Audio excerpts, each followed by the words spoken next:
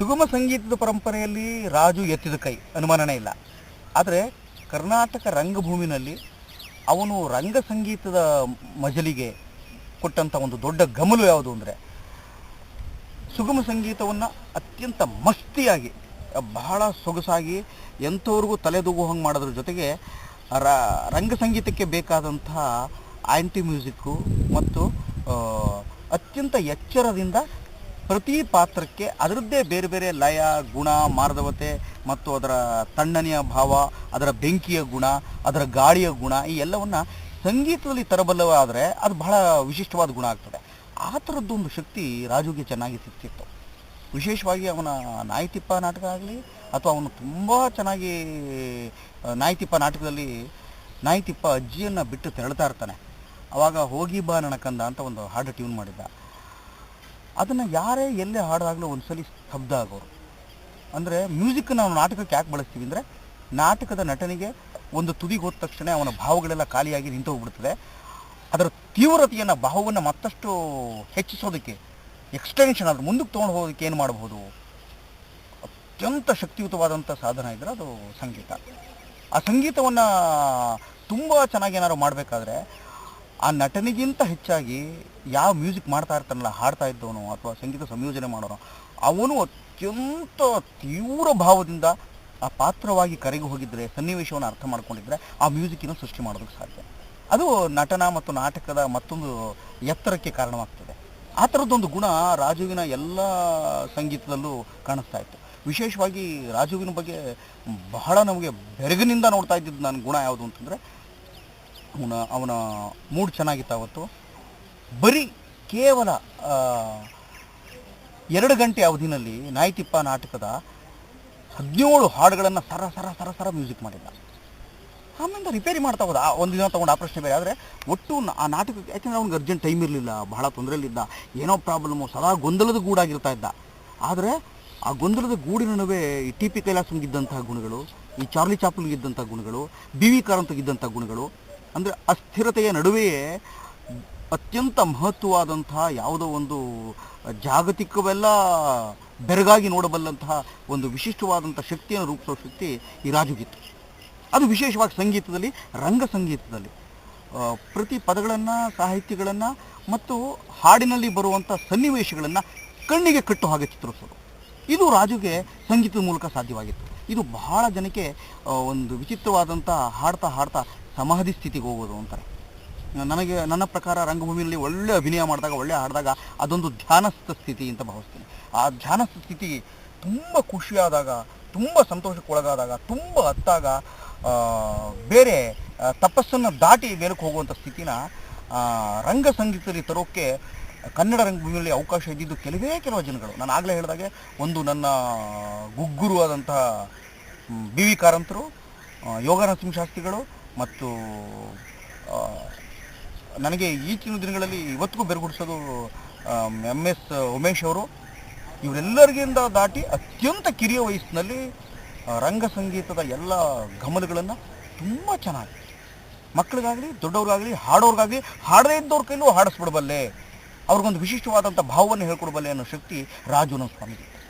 ರಾಜುನಂದ ಸ್ವಾಮಿ ಮಿಕ್ಕ ಎಲ್ಲ ಸಂಗೀತ ನಿರ್ದೇಶಕರಿಗಿಂತ ಭಿನ್ನ ಯಾವುದು ಅಂತಂದರೆ, ನಟನ, ಹಾಡುಗಾರನ, ಪ್ರದರ್ಶಕನ, ನಿರ್ದೇಶಕನ ಎಲ್ಲ ದೌರ್ಬಲ್ಯಗಳನ್ನು, ಆ ದೌರ್ಬಲ್ಯವನ್ನೇ ಶಕ್ತಿಯಾಗಿ ಪರಿವರ್ತಿಸುವಂಥ ಗುಣ ಅವನಿಗೆ ಇದ್ದುಬಿಟ್ಟಿತ್ತು. ಒಂದು ಹುಡುಗಿ ಯಾವುದೋ ಹೈ ಪಿಚ್ ಮಾತ್ರ ಹಾಡ್ತಾಳೆ ಅಂತಂದ್ರೆ ಅವಳೊಬ್ಬಳನ್ನ ಹೈ ಪಿಚ್ ಕಿಟ್ಟು ಮಿಕ್ಕಿದವರೆಲ್ಲರನ್ನೂ ಕೆಳಗಿನ ಧ್ವನಿಲೇ ಹಾಡಿಸ್ತಾ ಅದಕ್ಕೆ ಬೇರೆ ಒಂದು ಅರ್ಥ ಬರುವಂಗೆ ಮಾಡಿಬಿಡ್ತಾ ಇದ್ದ.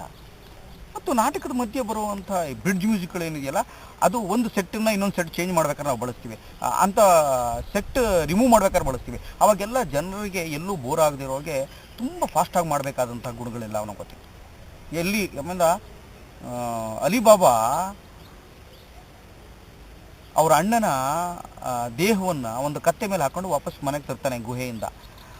ಮಂದಿ ಕಾಯ್ತಾ ಕೂತಿರ್ತಾರೆ. ಬಹಳ ಮಕ್ಕಳ ನಾಟಕದ ಒಂದು ಗಂಭೀರವಾದ ದೃಶ್ಯ.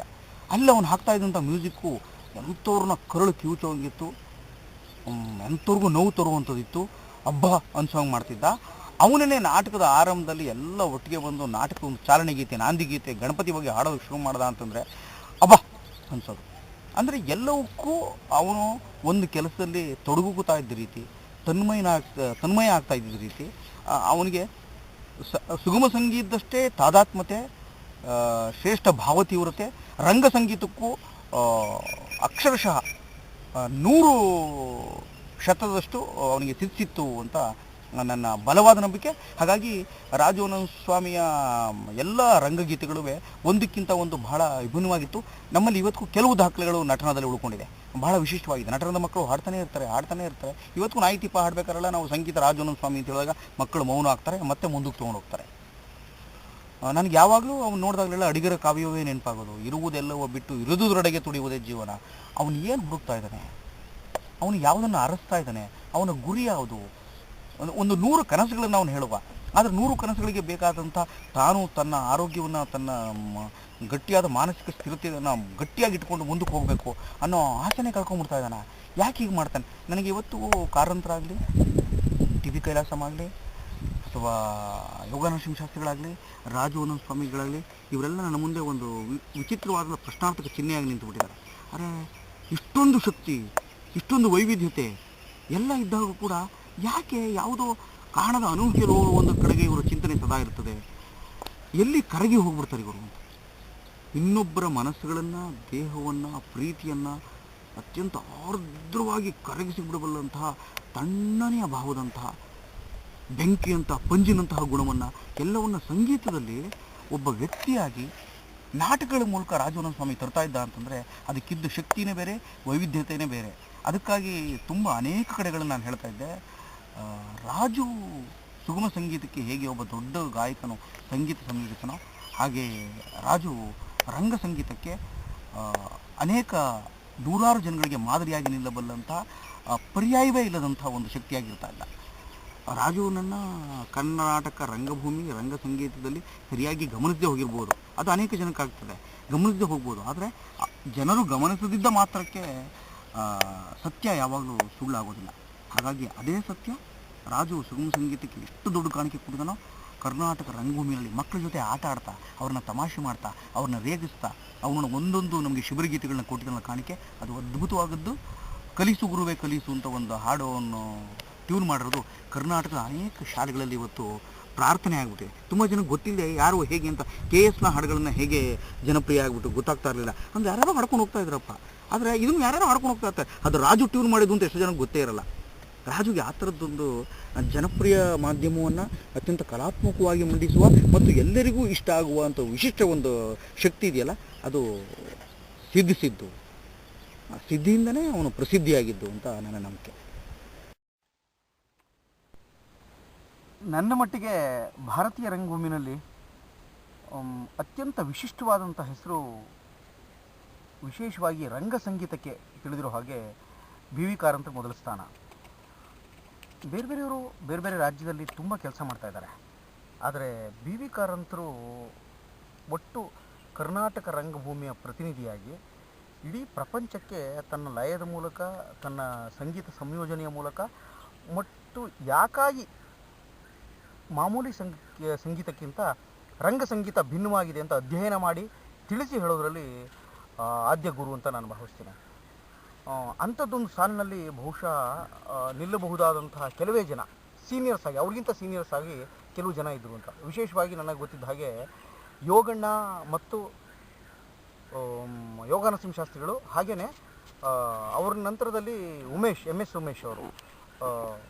ಇವರ ನಂತರ ನನಗೆ ಗೊತ್ತಿರೋ ಹಾಗೆ, ಯಾಕೆಂದರೆ ನಾನು ಎಲ್ಲವನ್ನೂ ನನ್ನ ಅನುಭವದ ಮಿತಿನಲ್ಲೇ ಹೇಳಬೇಕಾಗ್ತದೆ, ಇಡೀ ಕರ್ನಾಟಕದಲ್ಲಿ ರಂಗ ಸಂಗೀತವನ್ನು ಅತ್ಯಂತ ಸೂಕ್ಷ್ಮವಾಗಿ, ಬಹಳ ವಿವೇಚನೆಯಿಂದ, ಒಂದು ದೃಶ್ಯಕ್ಕೆ ಬಹಳ ಪ್ರಜ್ಞಾಪೂರ್ವಕವಾಗಿ ಇಂಥದ್ದೇ ಬೇಕು, ಈ ಘಟನೆಯ ಸುತ್ತ ಇದನ್ನು ನಾವು ಸಂಗೀತದ ಮೂಲಕ ಆವರಿಸಿದರೆ ದೃಶ್ಯದ ಒಟ್ಟು ಭಾವದ ಎತ್ತರವನ್ನು ತೆಗೆದುಕೊಂಡು ಹೋಗೋದಕ್ಕೆ ಸಾಧ್ಯ ಆಗುತ್ತೆ ಅನ್ನೋದಾಗಿದ್ದರೆ ಅದು ಈ ಸಂಗೀತದ ಮೂಲಕ ಅಂತ ಏನಾದ್ರು ಪ್ರಜ್ಞಾಪೂರ್ವಕವಾಗಿ ಹೇಳಬಲ್ಲವರು ಅಂತಂದರೆ ನನಗೆ ಗೊತ್ತಿರೋ ಹಾಗೆ ಅದು ರಾಜಾನಂದ ಸ್ವಾಮಿ ಮಾತ್ರ. ಅದು ರಾಜಾನಂದ ಸ್ವಾಮಿ ನಂಗೆ ಭಾಳ ಹತ್ತಿರವಾಗಿದ್ದ ಗೆಳೆಯ ಅಂತ ಮಾತ್ರ ಅಲ್ಲ, ರಾಜುವಿನ ವಿಶಿಷ್ಟ ಗುಣ ನನಗೆ ಗೊತ್ತಿರೋ ಹಾಗೆ ಯಾಕೆ ಭಾಳ ಮಹತ್ವಪೂರ್ಣವಾದ ಮನುಷ್ಯ ರಾಜು ಅಂತ ಅನಿಸುತ್ತೆ ಅಂತಂದರೆ, ಅವನು ಪ್ರತಿ ನಾಟಕವನ್ನು ಓದದೆ ಮ್ಯೂಸಿಕ್ ಮಾಡ್ತಾ ಇರಲಿಲ್ಲ. ನಾಟಕವನ್ನು ಒಂದ್ಸಲಿ ಓದ್ಕೊಳ್ಳುವ, ಆಮೇಲೆ ನಾಟಕದ ಸನ್ನಿವೇಶಗಳಿಗೆ ಈ ಸನ್ನಿವೇಶಕ್ಕೆ ಎಲ್ಲೆಲ್ಲಿ ರಸವತ್ತಾಗಿ ಯಾವುದನ್ನು ಅಂಡರ್ ಪ್ಲೇ ಅಂತ ಆಗಲಿ ಅಥವಾ ಓವರ್ ಪ್ಲೇ ಅಂತಾಗಲ್ಲ, ಇದಕ್ಕೆ ಪೂರಕವಾಗಿ ಅಷ್ಟೇ ಸಹಜವಾಗಿ ಬಹಳ ಚೆನ್ನಾಗಿ ಮಂಡಿಸೋದಕ್ಕೆ ಸಂಗೀತದ ಮಂಡನೆ ಅಂತ ಒಂದಿರ್ತದೆ. ಆ ಸಂಗೀತದ ಮಂಡನೆಯನ್ನು ತುಂಬ ಸೊಗಸಾಗಿ ಮಾಡ್ತಾ ಇದ್ದಂಥ ಮನುಷ್ಯ. ತುಂಬ ಜನಕ್ಕೆ ಒಂದು ದೃಶ್ಯದ ಅದರಲ್ಲಿ ಬರುವಂಥ ಸಾಹಿತ್ಯವನ್ನು ಸುಮ್ಮನೆ ಮಂಡಿಸೋದು ಹೇಗೆ, ಅದನ್ನು ಸಂಗೀತಪೂರ್ಣವಾಗಿ ಮಂಡಿಸೋದು ಹೇಗೆ, ಅಭಿನಯಪೂರ್ಣವಾಗಿ ಮಂಡಿಸೋದು ಹೇಗೆ ಅಂತ. ರಾಜುಗೆ ನನಗೆ ಗೊತ್ತಿದ್ದ ಹಾಗೆ ರಾಜುಗಿದ್ದಂಥ ದೊಡ್ಡ ಶಕ್ತಿ ರಂಗ ಸಂಗೀತದಲ್ಲಿ ಯಾವುದು ಅಂತಂದರೆ, ನೀವು ಯಾವುದೇ ದೃಶ್ಯ ಹೇಳಿದ್ರು ಆ ದೃಶ್ಯದಲ್ಲಿರುವಂಥ ಭಾವವನ್ನು, ಸಾಹಿತ್ಯದ ಭಾವವನ್ನು ಸಂಗೀತದ ಮೂಲಕ ಅವನು ಸುಮ್ಮನೆ ಕಣ್ಣು ಮುಚ್ಕೊಂಡು ಹಾಡಿದ್ರು, ಕಣ್ಣು ಬಿಟ್ಕೊಂಡು ಹಾಡಿದ್ರು ಆ ಇಡೀ ದೃಶ್ಯ ಕಣ್ಣು ಮುಂದೆ ಕಟ್ಟುತ್ತೆ. ಅಂದರೆ ನಾಟಕವನ್ನು ನೋಡದೆಯೇ ಆ ನಾಟಕದಲ್ಲಿರೋ ದೃಶ್ಯವನ್ನು ಸಂಗೀತದ ಮೂಲಕ, ತನ್ನ ರಾಗಗಳ ಮೂಲಕ, ತನ್ನ ಲಯದ ಮೂಲಕ ಮತ್ತು ಅವನು ಬಳಸ್ತಾ ಇದ್ದಂಥ ವಾದ್ಯಗಳ ನೈಪುಣ್ಯತೆ ಮತ್ತು ವಿಶೇಷತೆ ಏನಿದೆ ಅದರ ಮೂಲಕ ಸಂಗೀತವನ್ನು ದಟ್ಟವಾಗಿ ಕಣ್ಣಿಗೆ ಕಟ್ಟುವ ಹಾಗೆ ಮಾಡ್ತಾ ಇದ್ದ. ಇದು ಬಹಳ ಜನಕ್ಕೆ ಸಿಕ್ಸೋದಿಲ್ಲ. ತುಂಬ ಕಷ್ಟ ಏನಾಗುತ್ತೆ ಅಂತಂದರೆ, ಒಂದು ಮೂಡ್ ಹಿಡಿದ್ಬಿಟ್ಟು ಮೂಡ್ ಮ್ಯೂಸಿಕ್ ಮಾಡ್ತಾರೆ. ಕಾರಂತರು ಯಾವಾಗಲೂ ರಂಗಭೂಮಿನ ಆಂಟಿ ಮ್ಯೂಸಿಕ್ ಅಂತ ಇದ್ರು. ಆಂಟಿ ಮ್ಯೂಸಿಕ್ ಅಂತ ಬೇರೆ ವಿಶೇಷವಾಗಿ ಏನೋ ಮಾಡ್ತಾಯಿದ್ರು. ಆದರೆ ರಾಜುವಿನ ರಂಗ ಸಂಗೀತದ ವೈಶಿಷ್ಟ್ಯತೆ ಯಾವುದು ಅಂತಂದರೆ, ದೃಶ್ಯವನ್ನು ಕಣ್ಣಿಗೆ ಕಟ್ಟೋ ಹಾಗೆ ಅದರ ಎಲ್ಲ ಸಾಹಿತ್ಯದ ಓಗುಗಳನ್ನು ಮತ್ತು ಅದರ ಘಮಲುಗಳನ್ನು ಮತ್ತು ಅದರ ಮಜಾವನ್ನು ಮಸ್ತಿಪೂರ್ಣವಾಗಿ ಹೇಳೋದು. ಅವನು ಸುಗಮ ಸಂಗೀತದಲ್ಲಿ ಹಾಡಬೇಕಾದ್ರೆ ಗೊತ್ತು, ಕರ್ನಾಟಕ ರಂಗಭೂಮಿಯಲ್ಲಿ ಅತ್ಯಂತ ಮಸ್ತಿಯಿಂದ ಹಾಡ್ತಾ ಇದ್ದಂತಹ ಏಕಮೇವ ದ್ವಿತೀಯ ಗಾಯಕ. ತುಂಬ ಜನ ಮೈಸೂರಣ್ಣನ ಸ್ವಾಮಿ ಅಂತಾರೆ. ನನಗೆ ಅವ್ರ ಬಗ್ಗೆ ಸಂಪೂರ್ಣವಾಗಿ ಗೌರವ ಇದೆ. ಆದರೆ ಮೈಸೂರಣ್ಣನ ಸ್ವಾಮಿ ಸುಗಮ ಸಂಗೀತದಲ್ಲಿ ಎಷ್ಟು ಸಾಧಿಸ್ತಾ ಇದ್ರು, ಅದರ 3ರಷ್ಟು ಮುಂದೆ ರಂಗ ಸಂಗೀತದಲ್ಲಿ ರಾಜು ಮುಂದೆ ಹೋಗ್ಬಿಟ್ಟಿದ್ದ. ದುರಂತ ಅಂತಂದರೆ ನಮ್ಮ ಜನ ಅದನ್ನು ಗಮನಿಸ್ತಿಲ್ಲೂ ಇಲ್ಲ. ಆಮೇಲೆ ಅವನು ಮಾಡಿರುವಂಥ ನಾಟಕಗಳ ಸಂಗೀತವು ಎಲ್ಲೂ ದಾಖಲಾಗಲಿಲ್ಲ. ಯಾಕಾಗಿ ಅಂತ ನನಗೆ ಇನ್ನೂ ಗೊತ್ತಾಗಲ್ಲ. ತುರಿಪೇನೆ ಅನೇಕ ನಾಟಕಗಳಿಗೆಲ್ಲ ಮಾಡಿದ್ದ, ತುಂಬ ಜನಕ್ಕೆ ನಾಟಕ ತಂಡಗಳಿಗೆ ಸಹಾಯ ಮಾಡಿದ್ದ. ಆ ಮ್ಯೂಸಿಕ್ ಹೋಗಿ ಮಾಡೋ ಅವ್ನಿಗೊಂದು ಹುಚ್ಚಿತ್ತು ನಾಟಕಗಳಿಗೆ ಸಂಗೀತ ಮಾಡೋದು. ಆದರೆ ನಟನಾದಲ್ಲಿ ನನ್ನ ಬಲವಂತಕ್ಕೆ ಕೂತ್ಕೊಂಡು ಅವನು ಮಾಡೋದಕ್ಕೆ ಶುರು ಮಾಡಿದ್ಮೇಲೆ ಅಲಿಬಾಬಾ ಮತ್ತು 40 ಮಂದಿ ಕಳ್ಳರು ಇದನ್ನು ಸ್ವತಃ ಯಾರನ್ನೂ ಒಪ್ಪಿಕೊಳ್ಳದಂತಹ ಪ್ರೇಮ ಕಾರಂತರು ನಮ್ಮ ನಾಟಕವನ್ನು ನೋಡಿದ್ಮೇಲೆ, ಕಾರಂತರು ಮ್ಯೂಸಿಕ್ ಮುಂದೆ ಇನ್ಯಾರು ಮಾಡೋಕ್ಕೆ ಸಾಧ್ಯ ಅಂತ ಅಂದ್ಕೊಂಡಿದ್ದೆ. ಆದರೆ ಏನ್ರಿ ಹಿಂಗೆ ಮಾಡಿದ್ದಾನೆ ಅವನು ಮ್ಯೂಸಿಕ್ನ, ಅಲಿಬಾಬಾ ಅವ್ರು ಚಾಲಿಸೋರ್ನ ಅಂತ ಇದ್ರು. ಅಂದರೆ ಅಂಥದ್ದೊಂದು ಅದ್ಭುತವಾದ ಶಕ್ತಿ, ಭಾಳ ಸೃಜನಶೀಲವಾಗಿ ಯೋಚನೆ ಮಾಡ್ತಾ, ಕ್ರಿಯಾಶೀಲವಾಗಿ ಅದನ್ನು ಪ್ರತಿ ಹಂತವನ್ನು ಮಂಡಿಸ್ತಾ, ಅದು ಬರೀ ಸಾಹಿತ್ಯ ಮಾತ್ರ ಅಲ್ಲದೆ 2 ಪದಗಳ ನಡುವೆ, 2 ವಾಕ್ಯಗಳ ನಡುವೆ ಮತ್ತು ಅವನು ಸಂಗೀತದಲ್ಲಿ ಬಳಸ್ತಾ ಇದ್ದಂಥ ಮೌನ ಹಾಗೂ ಮೆಲುಗಂಟೆಗಳು ಮತ್ತು ಅತ್ಯಂತ ಮೃದುತ್ವ ಮತ್ತು ಓಟದಲ್ಲಿರತಂಥ ಎಲ್ಲ ಶಕ್ತಿಯನ್ನು ತುಂಬ ಚೆನ್ನಾಗಿ ಮಂಡಿಸ್ತಾ ಇದ್ದ ಅಲಿಬಾಬಾ ಅವ್ರು ಚಾಲಿಸೋರು ಮಾಡಿ.